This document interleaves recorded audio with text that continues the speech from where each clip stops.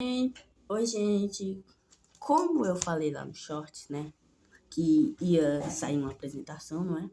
E eu tô cumprindo aqui sobre esse livro, Era uma Vez Uma Vida de Paz. Faz tempo que eu queria apresentar, né? É um livro bem típico, né? De um país lá da França, da cidade de Paris, na França. E é um livro que eu vou tentar resumir para vocês, porque eu já li, né? Eu li ele várias vezes. E eu fiz ele 11/3/2024. E o sumário aqui, ó, era uma vez. O primeiro capítulo era uma vez. Segundo capítulo, a prisão, o julgamento, a liberdade, paz na vida, campeã das eleições, melhorias em Paris, uma rica na prefeitura, a crise, a solução, a deposição, a volta para o Brasil, de repente advogada e o cumprimento da promessa. É um livro que traz para nós uma lição, né? Que os seus sonhos podem ser realizados num dia. E a história é longa história. É sobre uma mulher chamada Joana Bourbon Prado.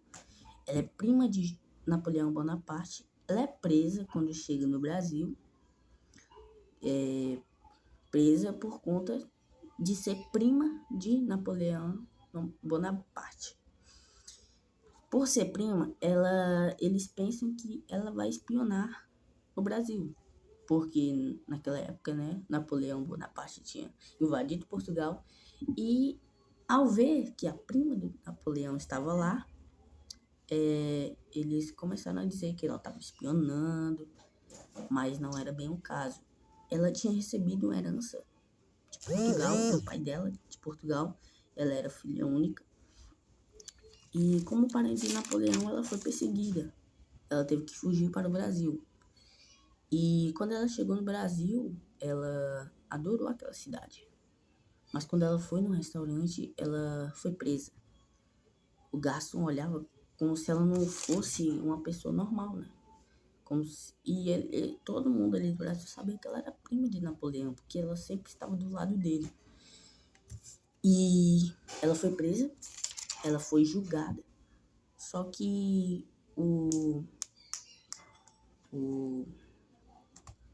um advogado era bem profissional mesmo. Era Jacques Kismeyong.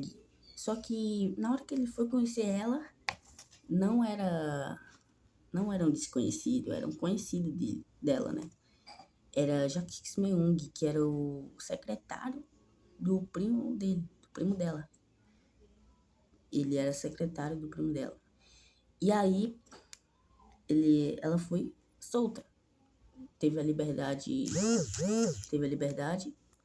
E ela casou-se com Jacques. Foi um encontro bem propício. E aí, depois, na prisão, ela conheceu uma mulher que ela prometeu que quando ela voltasse, ela iria libertar essa mulher, porque ela pegou 30 anos de prisão. E a Joana Prado voltou a ser rica. Antes ela já era rica.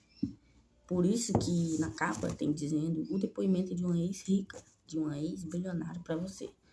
Porque ela foi rica uma vez, depois foi presa, perdeu a riqueza e depois voltou de novo. E aí houve uma reviravolta, né? Ela foi para Paris de novo, para França, com Jacques, e ela se candidatou a prefeita e ganhou essa prefeitura com o marido dela, que foi vice-prefeito. Então, foi uma reviravolta mesmo. E aí, ela vangloriou a liberdade, ela burlou a liberdade e foi lá, né? Ela ganhou essas eleições e depois o lema dela era paz na vida.